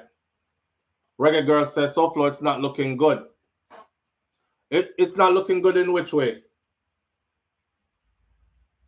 I at first I couldn't see how he could beat it because I was saying that. And as I was sitting here talking to y'all one morning, remember I was like, oh, listen, what if? Because that's me. I was just thinking if I was the lawyer, because I don't see no other way out of this for Noel. There's no other way out of this for him. She went in with you. She never came out. Footage shows only you come out. Did she disappear into thin air and walk through the walls? The only way she could have came out is in that couch. And what was the urgency of you? And circumstantially, but still solid, the couch was bleeding heavily. And the person who, now they have all these people in line, the person who was at the car wash, who is still willing to testify. Yeah, man, Mr. the coach, I have to ask him, say, yo, what happened? Because the amount of blood will come out of this culture. You know, and I remember him saying, my cousin cut him hand, we had do some work, and him cut him hand. I actually said to him, well, he must be dead then. If all these people are still willing to testify exactly what they said before, understand, then, you know, that's a tightly put together case. However, word of mouth alone is never enough. Never enough. Did y'all see, I want y'all to pay attention to a couple of things, right? Did y'all see, there's two cases. Diddy case is one, Sean P. Diddy Combs case is one, and there's a rapper in the state of Florida here who's facing double murder, and he took it to trial, and his first trial ended in a mistrial. I know that that's in the States, but some things do apply. The burden of proof applies on the prosecution, not on the defense. If you notice, the prosecution in Diddy's case spent 7 weeks, called 34 witnesses, right? Everybody testified. They didn't put their client on the stand. They went in closing argument. The prosecution closing argument took 2 days. Diddy's defense went up there and was finished in 19.5 minutes. 20 minutes, done. Because the burden of proof ain't on them. Listen, I don't know what this is they brought in here, but we've already, this, no proof was said for this, none for this, none for this. These are all allegations. These are all accusations. Ask them, please, to show you proof for each one of these accusations. Are there any? And they're like, no. But we have the person that says, hey, listen, anybody, a group of people can get together, corroborate a story, and then meet up in court and tell a lie on your client, especially when the stakes are high. Mr. Combs is worth hundreds of millions, if not $1 billion.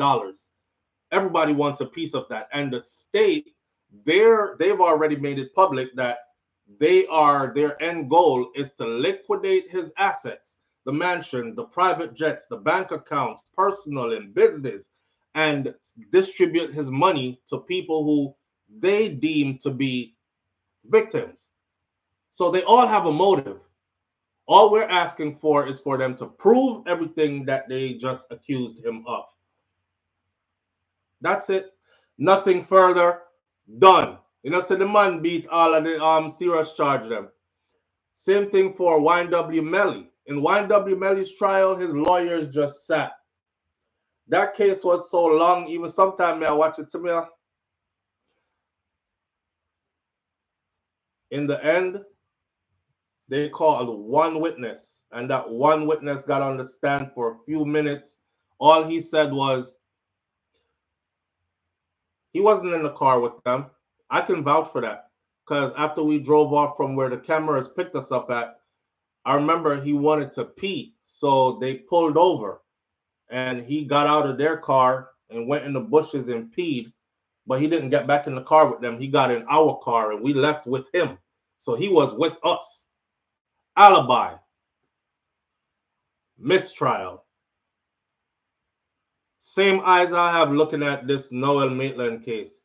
Anyhow, the state does not get a digital forensic expert to analyze the footage, to swear in court under oath that nothing is wrong, been cut out, edited, spliced up with footage, and then guess what? I think they said that those cameras only keep footage for a certain period of time, and after that they automatically erase it. So whatever footage they do have,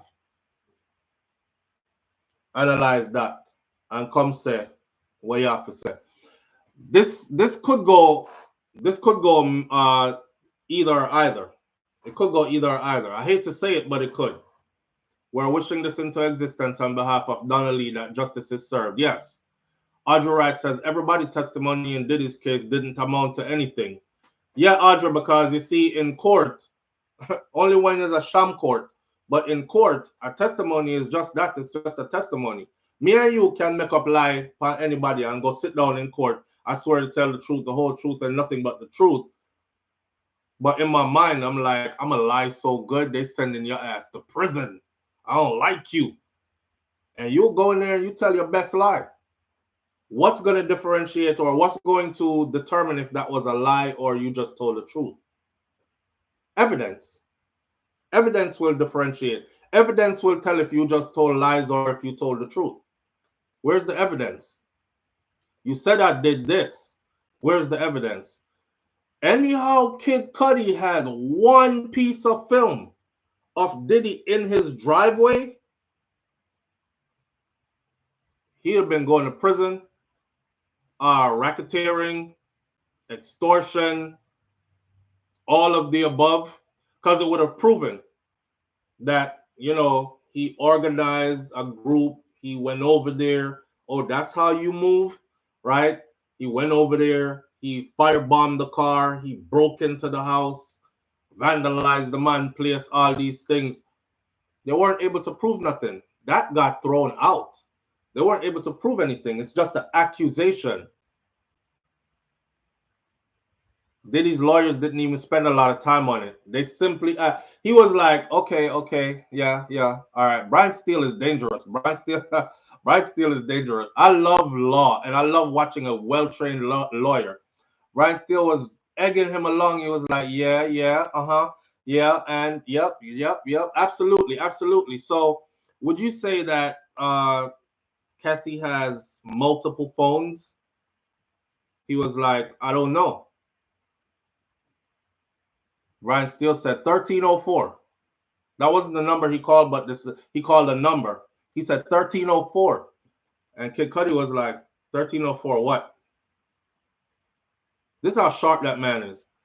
He said, well, if you rewind back to 1304 minutes into your testimony, you said out your own mouth that he goes, okay, well, if I said it, I said it. Then that's what come on, man.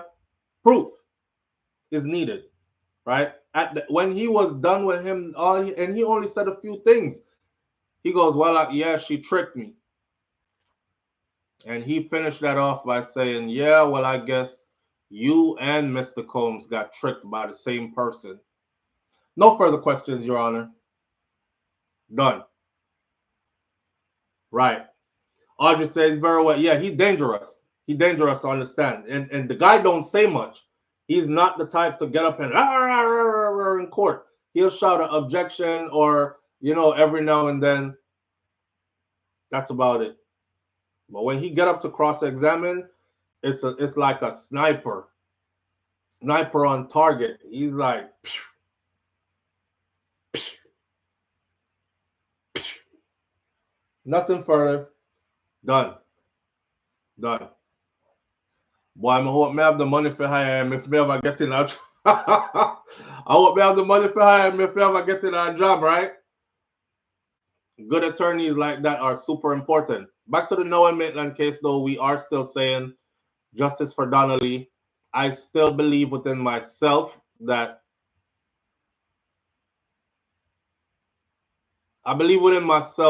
something happened in that apartment that Donnelly lost her life at the hands of Noel Maitland, and he made all the steps to cover it up. Court can be very funny and very tricky compared to what we say we know, putting together what we've been told kind of thing. But yeah, we still have said justice for Donnelly. We want her mom to get some closure. As you know, her dad passed away. Her mom, her health is fading pretty badly. It's just that's something hard to take, man. That's something hard to take, especially knowing how close she was with her mom and then seeing how that went down. That's something hard to take. But we'll keep staying close to this case as it unfolds. But watch what I told you, and remember I said this. If the state does not use a digital forensic expert and I'm going to say this and attach it to the Vybz Kartel case.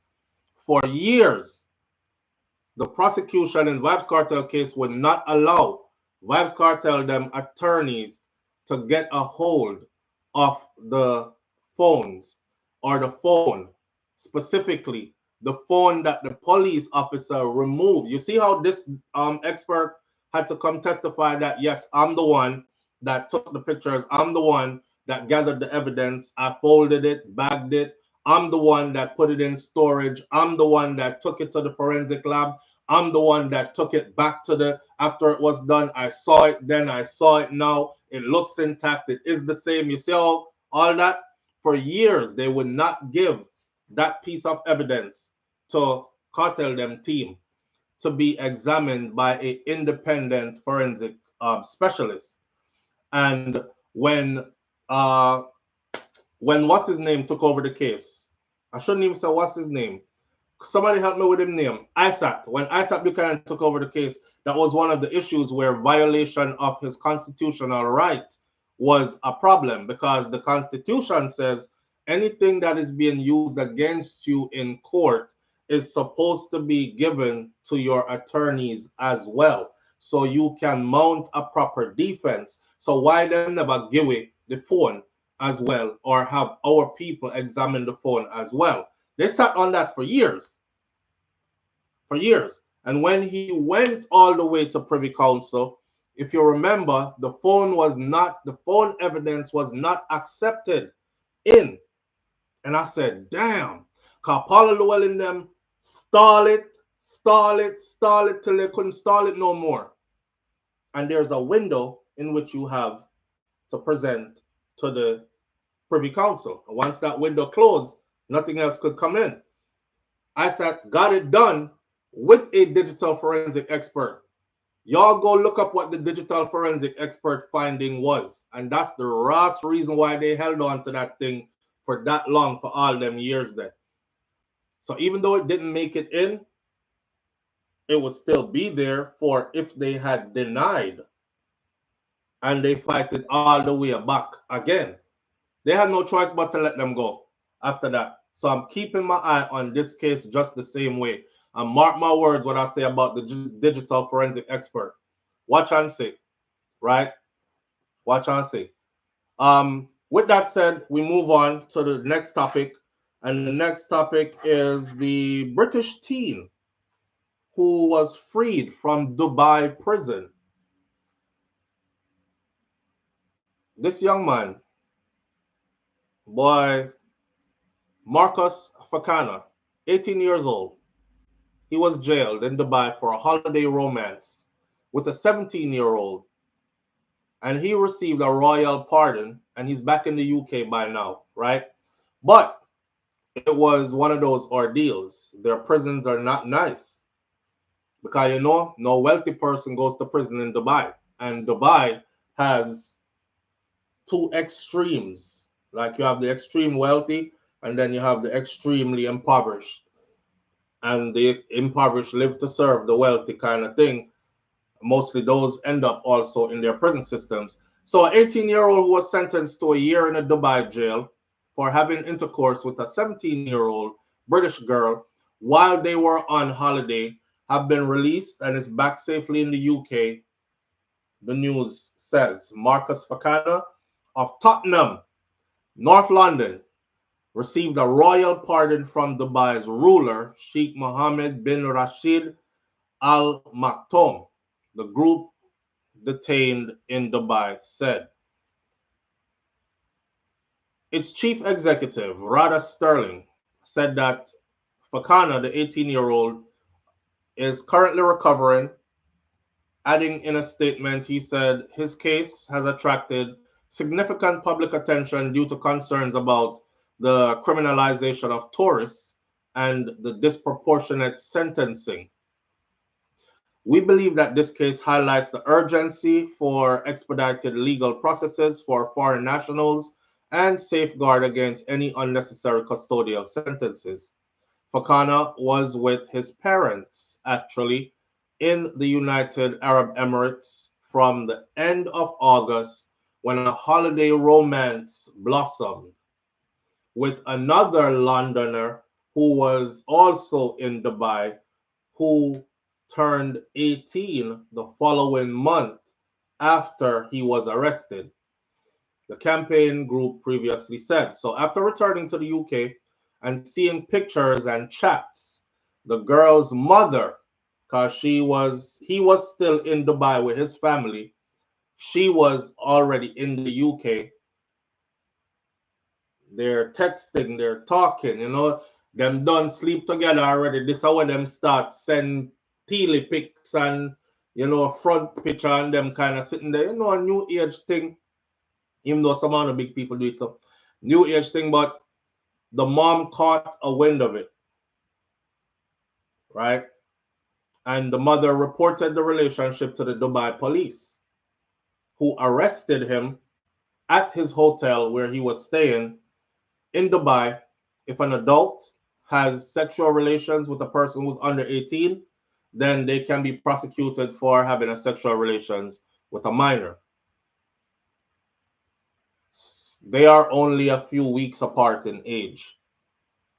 Sterling said Fakana had handed himself into the authorities in December and he intended to serve the year-long sentence in Dubai Al Awir prison. Speaking at the time, she said, "I worry about the impact of Dubai's prison on an innocent 18-year-old's life. It wasn't easy to find the words to say to him that he needed to surrender his freedom." When asked previously about the case in December, the UK Foreign Secretary David Lammy said that Fakana would have all the support available from UK officials, but that people should follow the rules of other countries. Sterling said previously that the sentence was an utter disgrace and an embarrassment to Britain, and claimed that the UK has prioritized trade deals over people's lives. Fakana, the 18-year-old, said previously the pair, him and the girl, they kept their holiday romance a secret from the girl's family because her family is super strict, and they had hopes to continue seeing each other when they all got back to the UK. Detained in Dubai, said that he told them that he and the girl had a wonderful time together and that they really liked each other, and said that he felt frightened when the police officers appeared at his hotel and arrested him. The group was also critical of the UK government's response, saying the Labour government should be ashamed. They have not secured the freedom of this teenage tourist. It wasn't a difficult job to do. They just simply did not want to do it. Some of them were saying because he is black. If he was a white British teen, they would have jumped on it and got him home in record time. But it was a black British teen, so they left him there. And the only reason he got out had nothing to do with the UK bargaining on his behalf.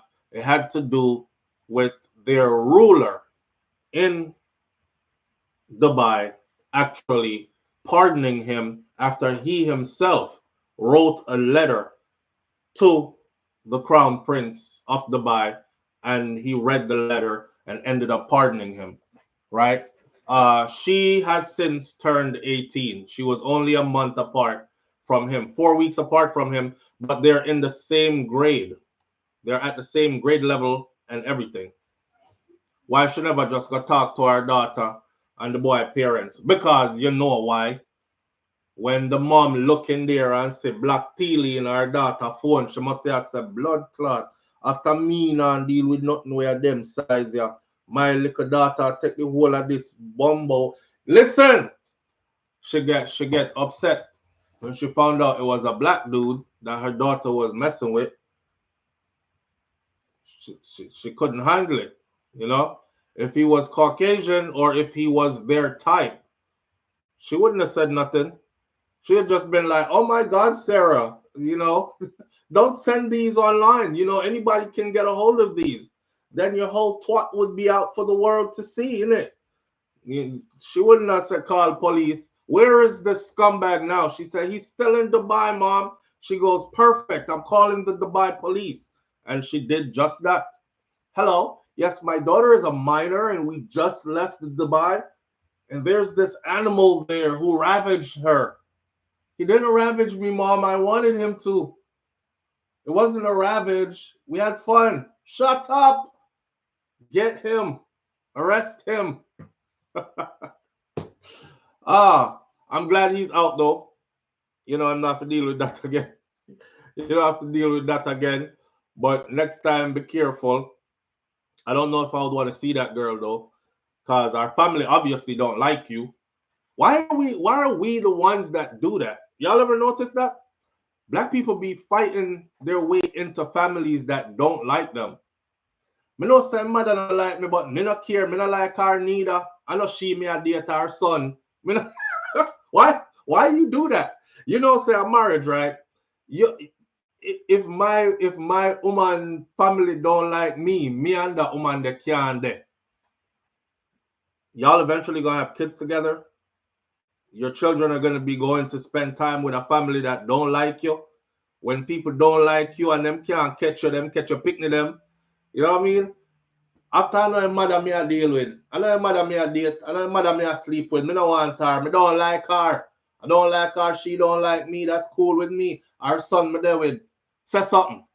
Say something. Let me see if you're a mama's boy or you're a big man. Say something. Poor man over there. Poor man over there caught in the middle between his mother and new woman. Why do we do that? I wouldn't want to see her after this. Her family don't like you, bro. You know? Oh man. The English accent get me every time. You're a twat. You're twats all over the place. All right. Last one for the morning now. We have a full 10 minutes to talk about this. Or 12 minutes to talk about it, because that's when we're ending at 12 after 9, remember? All right. It's a 2-hour show.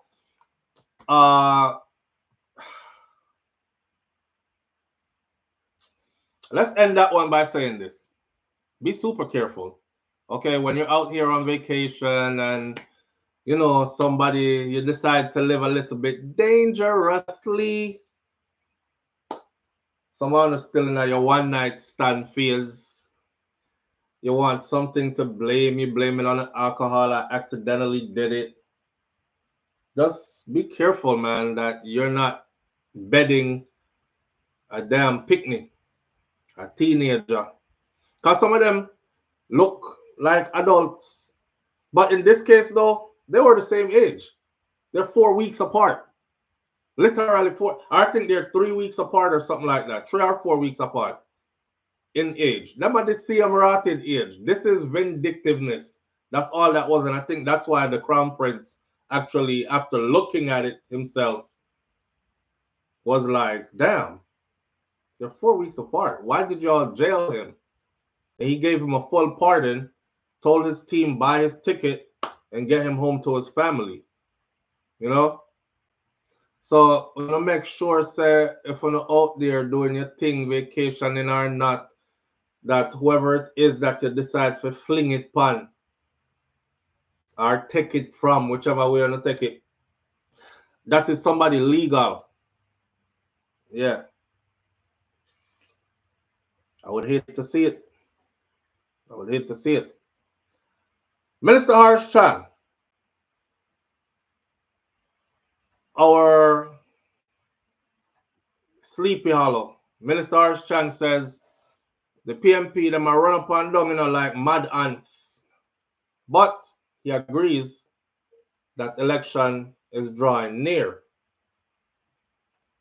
In declaring that the general election was near, Jamaica Labour Party General Secretary Dr. Horace Chan has likened the opposition People's National Party PNP campaigning across the island to that of mad ants running around looking for sugar. Me not lie, nobody can trace better than Jamaican politicians. The people are campaigning. They're all over the island, just like your people are campaigning. But for you, them are run all over the island like mad ants and look for sugar. Woo! I hear them running up and down, and they might even pass through this place, he said while he was in Trelawney, right? We're not paying no attention to them. Them are run up and down like mad ants. This is PM Prime Minister Andrew Holness. Them a run round, them smell like a sugar, but them don't know where it come from, says Dr. Harsh Chan. Jokingly, them smell like a sugar, but they don't know where it come from. Now, that to me right there, the PM, y'all got to understand what's happening here. So PNP don't know when the election is going to be called, so they don't have, them can't mount a proper defense then. So them no want to waste out their resources, campaign out December to January, no election no call. Campaign out 2024, no election don't call. Rotted. When you more call the election? Campaign early, New Year's, January, February, no election don't call. Campaign, you see what I'm saying? So they're laughing. The JLP are laughing at them. Watch them. Them are running around like ants a look for sugar. Them don't know when we're going to call it, People, the election in Jamaica don't have a set time to be called. It's not like in the US where you know when the general election is going to be called. And he's actually laughing, but me I try telling him why am I laughing? Live on the air with SouFLo. Good morning. Morning, SouFLo, morning, family. Morning, family. How you doing? SouFLo. Also, I think it's not going to be a free and fair election. You think it'll be stolen? I think so. Yeah, I was going to get to that. Little nuggets, and it doesn't sit right with me. Also, the parliament is in a recession. They're on recess or something like that. They're on recess. Break, right? Yeah. Because you know what? They are supposed to table that report. I think it's today or tomorrow for the other 9 who are being investigated for the illicit enrichment. And they haven't. Because they're gone on a recess, so it's not going to be done. Not until September before we know the 9. We're not going to know again. Wow. So probably he's going to call the election. So people will be voting for 9 people other than him who are being investigated for illicit enrichment. We don't know the 9. Right. But they went on recess, so we can't know. So September, the 9 will be sitting right in the parliament. If they come back in power. Can you imagine that? Got it. Yeah, I was gonna say this later on after I got through this piece of information right here, that I do believe that if you know what, let me save it. I'll say it when it's right to say it. But yeah, I hear what you're saying. All right. Right along the lines of what I'm thinking. All right. Listen, the PNP on Friday launched the question I want to ask you, because Mark Golden said yesterday, I thought the elections would have been called already. Harsh Chan answered and said, look upon them, look like mad ants around and look for sugar. I look for sugar. Them smell like sugar, but them don't know which part it come from. That means the election can call any minute and them don't know. We're going to catch them off guard with it. Only our people are going to vote, and then the film people now going to get to vote because they wasn't prepared. It's a strategy, it's a tactic that they're going to use, which is what they used before. Only remember, said the last election we called was during pandemic.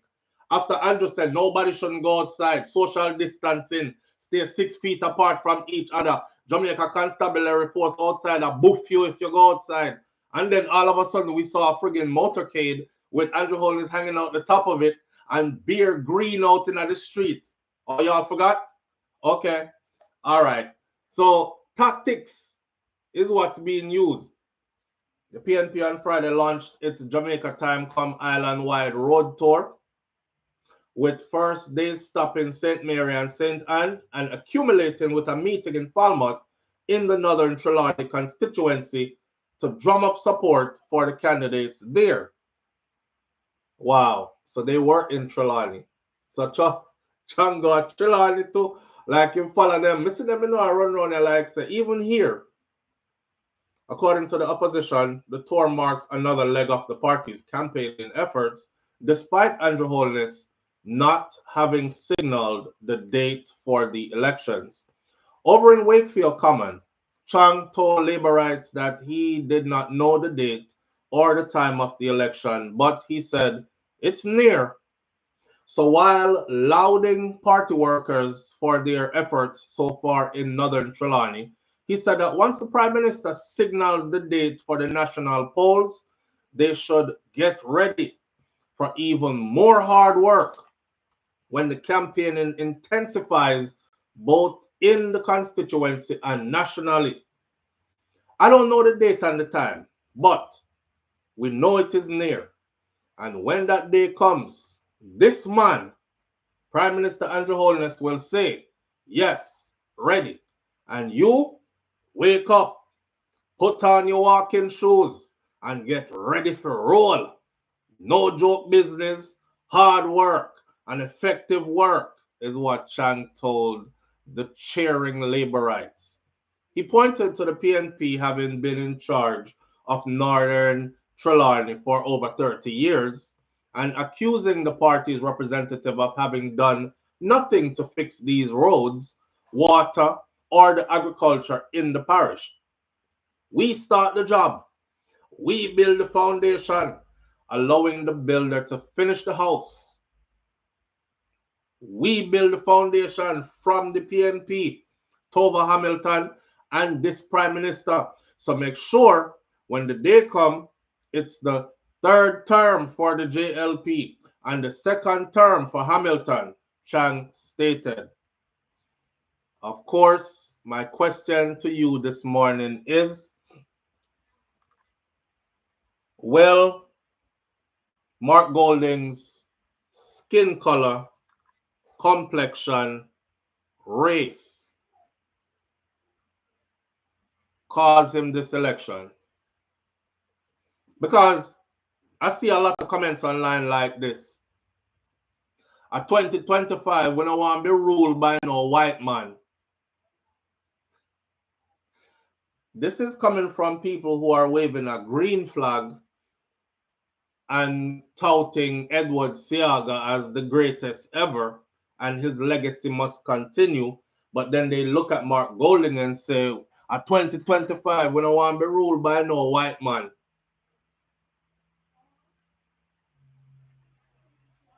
They're also saying that Mark Golding is not Jamaican, he's British, because the JLP have put a good job towards putting that fake narrative out there that he's not really a Jamaican or input British business over Jamaica business, and how can you be loyal to two nations? You know, remember when them said Mark have to get rid of his British citizenship, and he did. And after he did, they said, yeah, but we didn't have to fight him to do it though.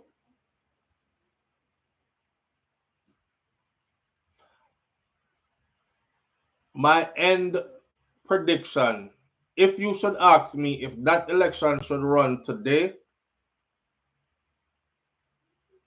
what the outcome would be, I'm going to say the outcome would, maybe the PMP is a sleeping giant. I don't know. But I feel JLP. And the reason, I feel JLP as in, I feel their movement. I see them loud and them out here in numbers.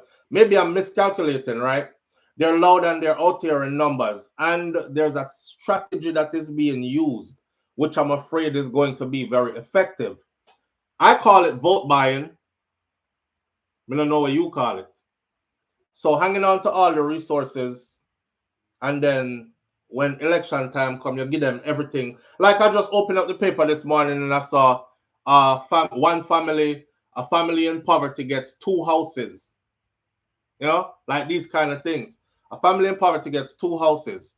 There's a community here that hasn't had running water from when them get a water project that now the whole community has running water.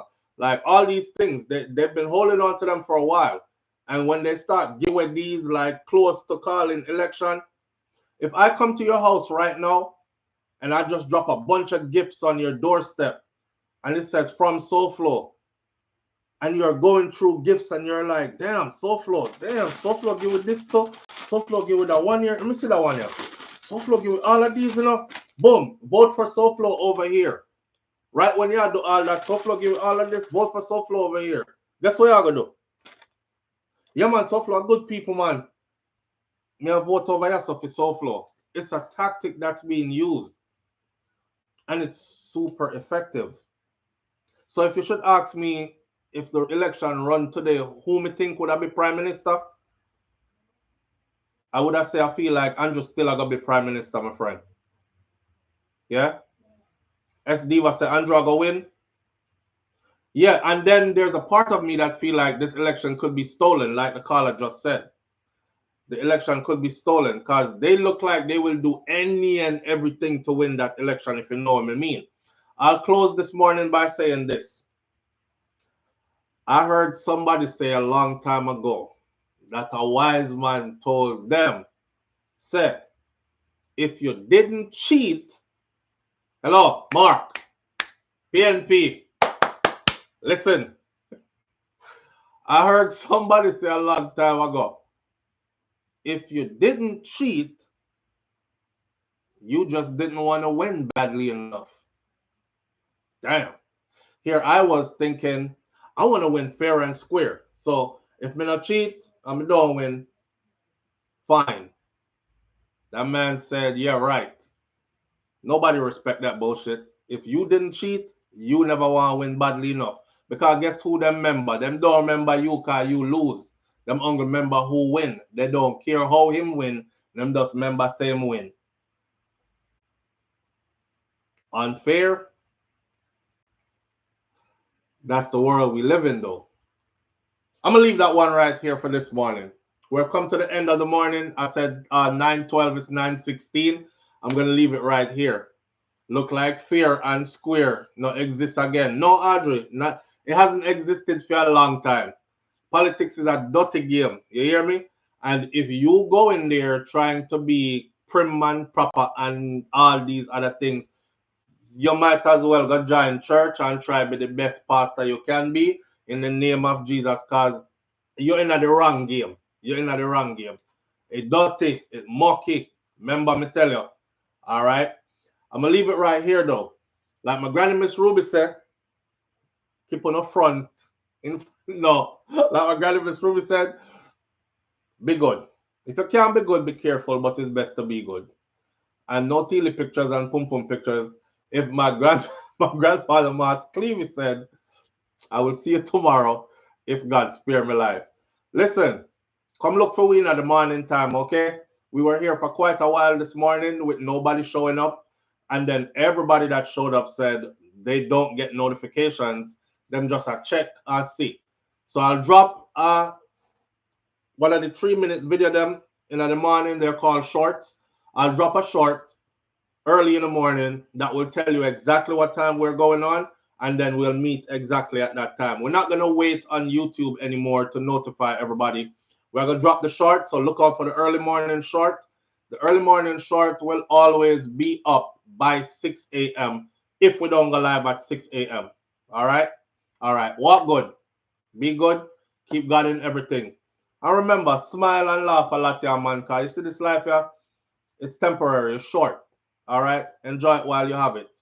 I'm out. Peace.